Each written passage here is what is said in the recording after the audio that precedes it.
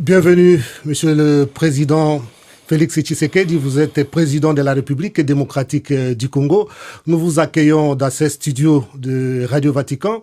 Et pour nos auditeurs qui nous suivent un peu partout dans le monde, spécialement en Afrique, et même dans votre pays aussi, à travers les radios catholiques qui nous suivent et nos partenaires comme Congo Web TV et toutes les radios d'Afrique qui vont suivre ce programme. Vous venez d'arriver aujourd'hui chez le pape et c'est la première fois pour une visite officielle. Monsieur le Président, comment ça s'est passé? Ça s'est très bien passé. J'ai rencontré une éminente personnalité qui en plus a une parfaite connaissance de notre pays, des souffrances de notre peuple et des besoins de notre pays.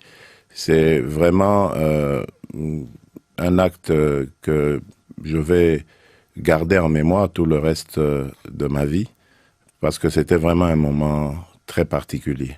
Un moment très particulier. Il y a eu aussi aujourd'hui la ratification de l'accord cadre qui a été signé en mai 2016. Mais aujourd'hui, en votre présence, cet accord a été finalement ratifié. C'est ça. Quelles sont vos impressions? Bien,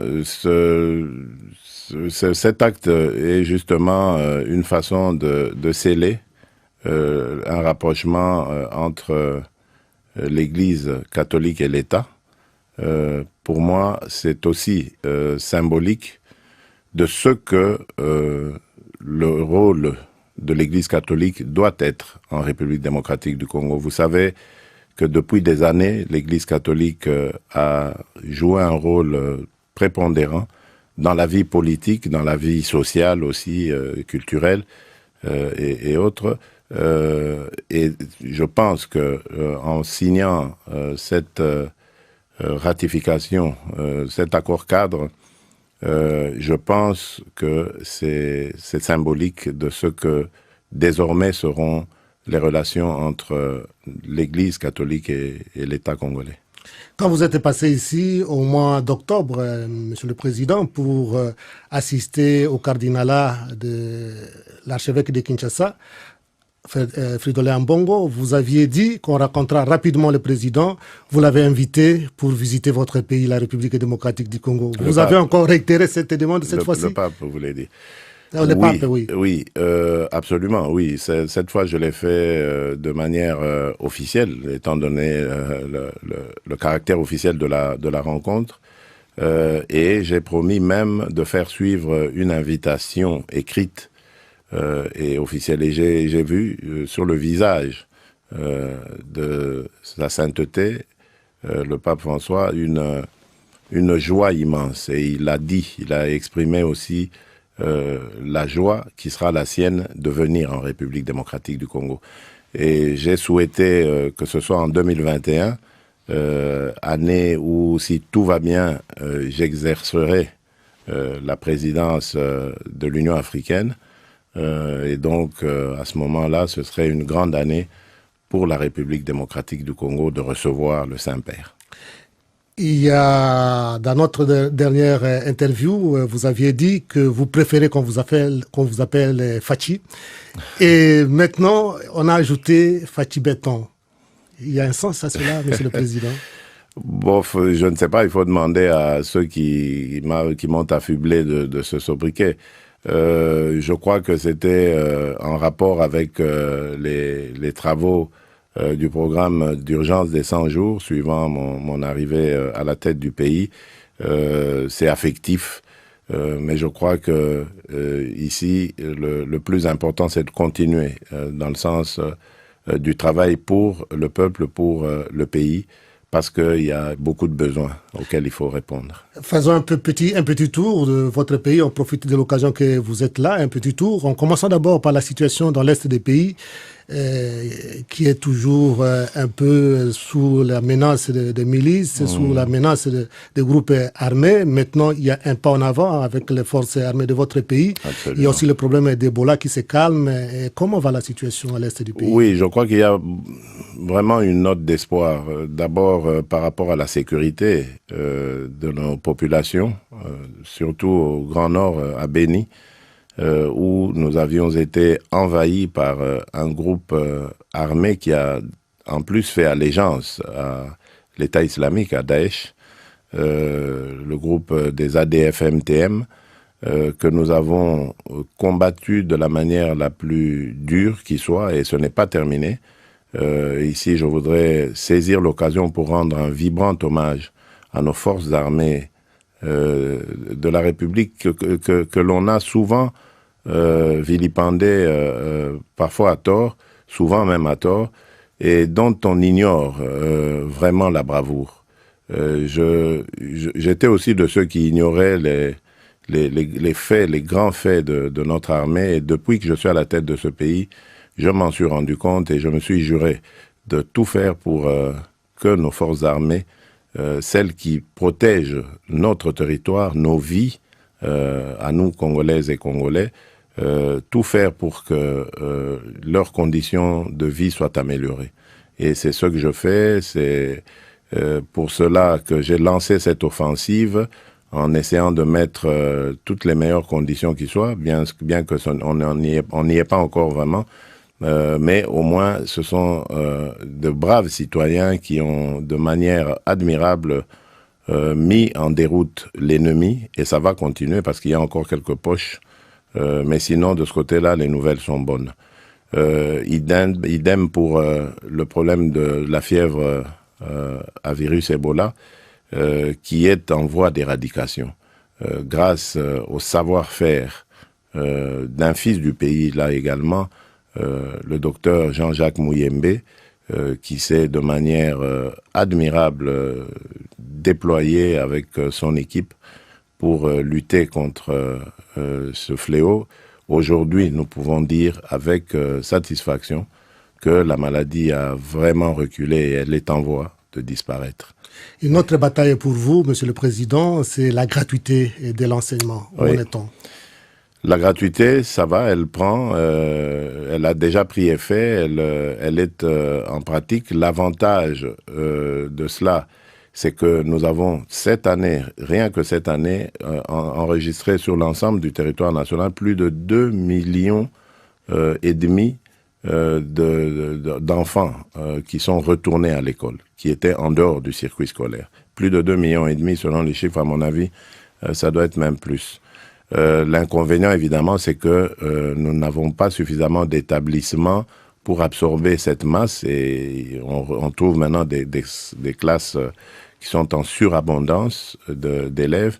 Mais qu'à cela ne tienne, je pense que l'essentiel ici, c'est de dispenser les enseignements, l'éducation, parce que nous avons une population en majorité jeune qui a besoin d'être éduquée, parce que c'est elle qui prendra les rênes de notre pays demain, et si elle ne l'est pas, avec les enjeux à venir, ça va être dangereux pour non seulement notre pays, mais également toute la région et voire le continent.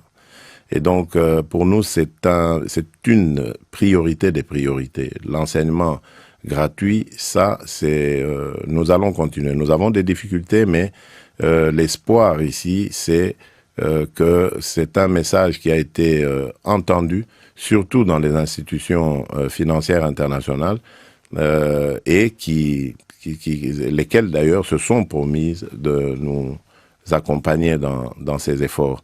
Et je suis convaincu que avec la dynamique que j'impulse sur le plan économique pour avoir augmenté les recettes du pays, je pense, je suis convaincu que nous tiendrons ce défi et nous irons même plus loin, parce que le but, c'est d'aller au-delà du primaire, de l'enseignement primaire, d'arriver à l'enseignement secondaire, voire même le supérieur.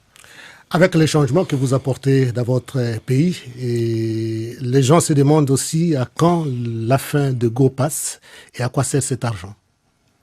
Oui, c'est une très bonne question. Nous sommes en train de faire une analyse de tout ça. Attention, le GoPass n'est pas foncièrement mauvais dans le sens où c'est une taxe comme partout au monde, on trouve des taxes d'aéroport. Maintenant, le but, c'est de savoir ce qu'on en fait. Et donc, je profite peut-être de cette occasion pour dire que ce sera le cas pour tous les secteurs de la vie publique. Il y aura des audits qui seront très bientôt lancé, diligenté, pour faire un état des lieux de la situation afin de connaître nos capacités à mobiliser les ressources et à faire face à la lutte, à faire face plutôt à ce fléau, la corruption, qui a gangréné notre administration et notre économie. Donc il y aura des audits très prochainement qui vont déterminer notre nouvelle façon de gérer la République. Les gens vous reconnaissent, les gens reconnaissent votre sincérité quand vous parlez et votre ouverture aussi. Et on voudrait aussi savoir les dossiers des 15 millions. Ben, le dossier de 15 millions, c'est bien de poser cette question. Il se trouve pour le moment entre les mains de la justice. Donc je ne peux pas commenter les affaires de justice. Tout ce que je peux dire, c'est que j'ai tenu à ce que il n'y ait de pression sur personne, que le travail des inspecteurs de finances soit effectué. Et cela s'est passé comme je le voulais. Et aujourd'hui, le dossier est à la justice, ce n'est plus mon affaire. Et vous parlez souvent des problèmes de mentalité, des changements de mentalité, Oui. et ça c'est positif. Et c'est une tâche difficile. Votre prédécesseur avait parlé de chercher, je crois, si je ne me trompe pas, 15 collaborateurs qui peuvent l'aider dans son travail. Vous avez trouvé un peu plus, au moins? Bon, ça c'est... Je ne vais pas le dire pour que mes collaborateurs le sachent, c'est mon secret, on va dire. Mais je crois qu'effectivement, le grand défi, mon prédécesseur avait raison en tout cas, c'est d'être bien entouré. Le grand défi d'un dirigeant, d'un leader politique, c'est d'avoir une équipe qui peut l'accompagner dans la réalisation de ses objectifs. Et ça, c'est un combat de tous les jours. Parce que, vous savez, là où il y a les hommes et les femmes, il ne manque pas de problèmes. Donc, il faut gérer ces problèmes, mettre tout le monde en ordre de bataille, élaguer tout ce qui est futilité et se concentrer sur ces efforts. C'est pas évident. C'est un combat de tous les jours parce que nous venons de divers horizons avec nos éducations, nos formations, etc. Et cela est une autre façon de gérer la République. Oui. C'est très difficile, en effet. Et les derniers incidents des étudiants à l'université de Kinshasa, Monsieur le Président? Oui, ils sont très regrettables dans la mesure où toutes les précautions avaient été prises, du moins par rapport à la fixation de ces frais, du prix du montant de ces frais. Et c'est regrettable de voir que, alors qu'on avait favorisé la discussion, on avait, pour la première fois dans l'histoire de notre pays, mis ensemble toutes les parties, donc les enseignants, les étudiants et tout ce qui tourne autour, les représentants du ministère de l'enseignement supérieur, tout ça avait été fait pour éviter la catastrophe, mais elle est quand même arrivée. C'est l'œuvre, à mon avis, de certains jeunes qui sont d'ailleurs même en dehors du parcours universitaire, pour la plupart, et qui ont voulu, qui ont sûrement été manipulés et voulu donner une connotation politique à cette affaire, alors qui n'en est pas une en fait. Et ça, c'est vraiment regrettable parce qu'il y a eu mort d'homme. Un policier est décédé. C'est déplorable parce que ça vient quand même des étudiants. Les étudiants, c'est la crème. C'est, comme je disais tout à l'heure, les futurs cadres de la République demain. Et c'est un très mauvais message. Mais qu'à cela ne tienne, nous avons pris maintenant toutes les dispositions. Le ministre de l'Enseignement supérieur et universitaire a réuni encore toutes les parties en présence et a chargé les professeurs et les cadres de l'université de décider très prochainement de la reprise des cours. Alors, nous avons profité de l'occasion pour lancer des travaux de restauration des homes parce qu'ils étaient dans un piteux état. Les étudiants vivaient vraiment dans des conditions infrahumaines et puis il y avait tout et n'importe quoi dans ces homes. On trouvait même des gens qui n'étudiaient plus depuis longtemps, des anciens étudiants qui avaient déjà fini leurs études, reçu leur diplôme, mais qui habitaient là-bas, et ainsi de suite. Donc, nous allons profiter de cette occasion pour remettre de l'ordre là-dedans. Quant aux étudiants qui vont, surtout, on doit faire face à ces étudiants qui sont venus de l'intérieur du pays et qui n'ont pas de famille pour la plupart à Kinshasa. Et donc, on va les recenser pour voir comment est-ce que, dans un premier temps, on peut assurer leur logement et le transport de tous ceux qui vivaient dans les homes et qui sont obligés maintenant de faire des navettes. Nous pensons à mettre des bus sur des endroits stratégiques de la ville et ces bus vont effectuer des navettes le matin pour amener les étudiants à leur cours et le soir pour les ramener à la maison. Donc ça se fera en deux temps. C'est à cela que nous attelons au niveau du gouvernement et nous espérons ne plus jamais connaître ce genre d'incident. Ouais. Monsieur le Président, comment va la coalition Cash-FCC? Ça va, on va dire dans l'ensemble, avec des hauts et des bas. Vous savez, il y a eu de part et d'autre, comme ça, des envolées oratoires qui ont un peu mis le feu des fois. Mais je pense que c'est inhérent à une expérience aussi nouvelle, aussi inédite qu'est la nôtre. Nous n'étions pas du tout préparés à vivre cela. dans la coalition. Pas du tout. C'est vraiment un accident de l'histoire. Même si en politique avertie, nous aurions pu prévoir le coup, parce que moi je me rappelle qu'il y a 10 ans, j'avais fait une interview à Kinshasa où je parlais de ça, que c'était possible un jour que les Congolais décident d'envoyer un opposant à la présidence et de maintenir l'Assemblée aux mains de ceux qui étaient au pouvoir à ce moment-là. Donc c'est possible, on peut l'évoquer, mais quand ça arrive, on est quand même surpris.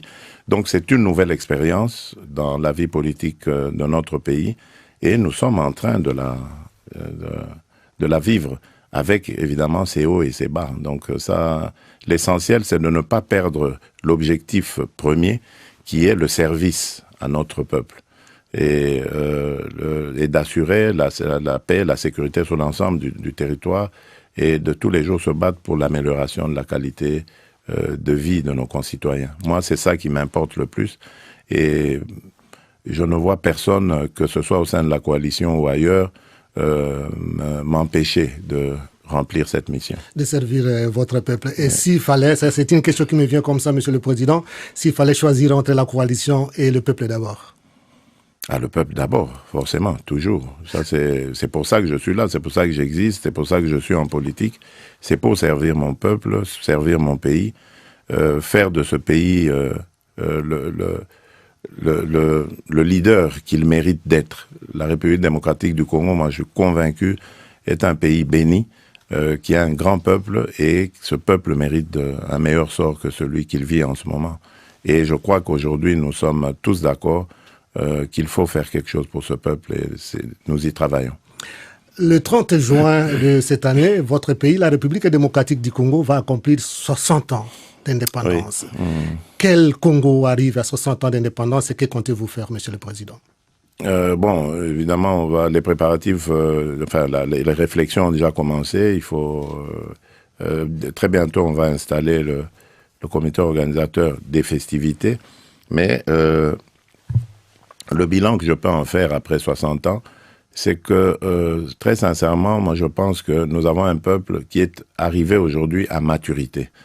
C'est vrai qu'il y a encore beaucoup de difficultés d'ordre social, c'est vrai, mais le peuple est mûr. Aujourd'hui, je crois que c'est un peuple qui n'est plus à même d'être manipulé et amené à faire des choses contre son gré ou contre ses intérêts. Ça, c'est un grand avantage. Un peuple qui a compris qu'il veut un Congo uni, une nation prospère et qui est devenu très exigeant grâce à sa maturité, parce qu'il exige de nous, acteurs politiques, de le servir comme il se doit. Et je crois que en allant dans ce sens, de favoriser l'instauration d'un état de droit, en favorisant davantage l'expression des libertés et des droits de notre peuple, je pense que nous arrivons très vite à un niveau que beaucoup nous envieront, parce que le peuple congolais, comme je l'ai dit, est un peuple leader et qui a eu beaucoup de difficultés ces derniers temps avec les guerres et tous les systèmes politiques qu'il y a eu, mais qui aspire à vivre en paix et en bonne entente, en tout cas avec tous ses voisins. Vous êtes un homme de paix. Est-ce qu'un jour vous comptez rencontrer l'opposition pour parler, pour dialoguer? Mais je rencontre déjà l'opposition. Hein. Il y en a qui m'envoient des messagers, il y en a que je rencontre aussi, que je reçois. Je ne sais pas s'il faut le faire de manière symbolique, mais pour quelle raison?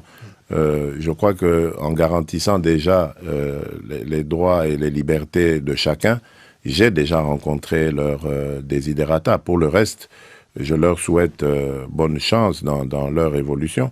Et rendez-vous en 2023 lorsqu'il y aura encore une autre compétition électorale. Monsieur le Président, un mot de la fin, un message? Le message, ça ne peut être qu'un message de paix, parce que je me trouve ici au Vatican, qui est l'antre même de la paix dans le monde. Et donc, mon message, c'est celui d'espoir d'arriver à la violence zéro. En République démocratique du Congo. Nous sommes sur la bonne voie et nous n'allons pas du tout nous décourager. Je ne me reposerai que le jour où j'aurai atteint le degré zéro de violence en République démocratique du Congo.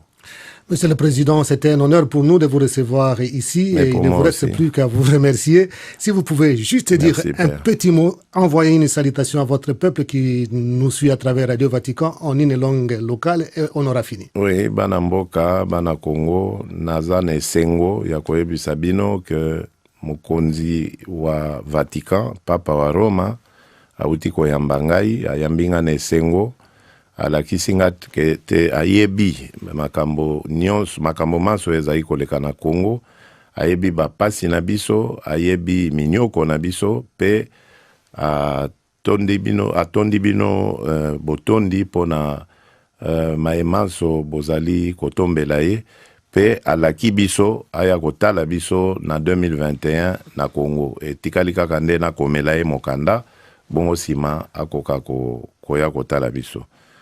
Mbote napesi bino na bonne année lisusu pona baoyo bazwaki nanu baveu na ngate. Merci. Merci, Monsieur le Président. Merci, Père.